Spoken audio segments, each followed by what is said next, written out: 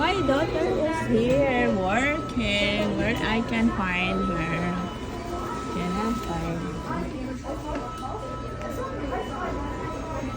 Working, you're not texting me. Why?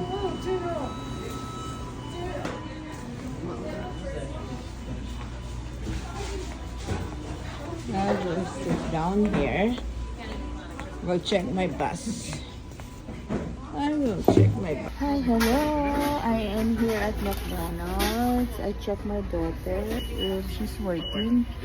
Yan, nag-work naman pala. So, uuwi na ako sa bahay. Mayroon pala siyang work ngayon. So, ayan, ganito ang mga bata dito. Maaga pa lang nag-work na. So, nihintay ko lang yung aking bus. Ayan. Ayan o. Ito ang McDonald's. Ayan. Dito siya nag-work. But dito ang mga bata kahit 15 years old, 15 and a half, pwede lang mag-work. So, yan. Yan ang advantage dito. Kasi anak, ayan, may work. 2 years na siya nag-work. So, actually, 2 years na ngayon November. Wow, kasi 2021, 22, 23. Oh, 3 years na pala siya nag-work. So, kasi nung start niya, nung 15 and a half siya nag-work. Yan, so, yan, pwede na nga. Ngayon, 18 na siya, so pwede na siya mag-work. Tingnan nyo guys kung gaano agad siya dilim. Eh, alas ano pa lang yan, 5:30 pa lang ng hapon. Grabe na. Sobrang dilim na. Yan. Oh. Dito ako sa may McDonald's.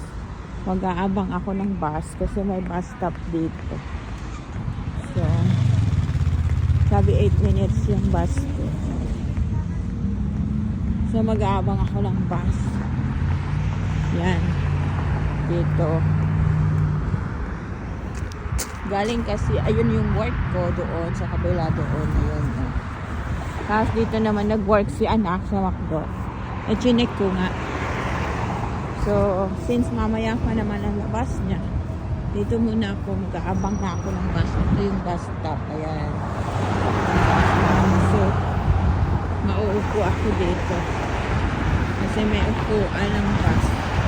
Ayan. Ay, upuan ng bus. 7 minutes pa yung bus. 5:24 na pala.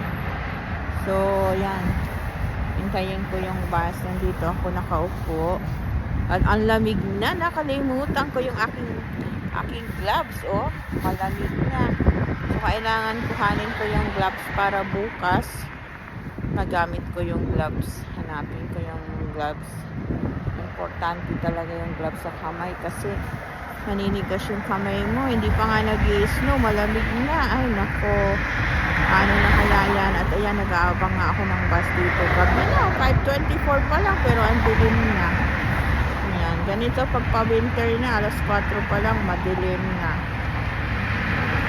Thank you guys for watching. Please like, share, and follow. Pa-share naman po. Yan. At sa mga nanonood, followers and non-followers, salamat po sa inyo.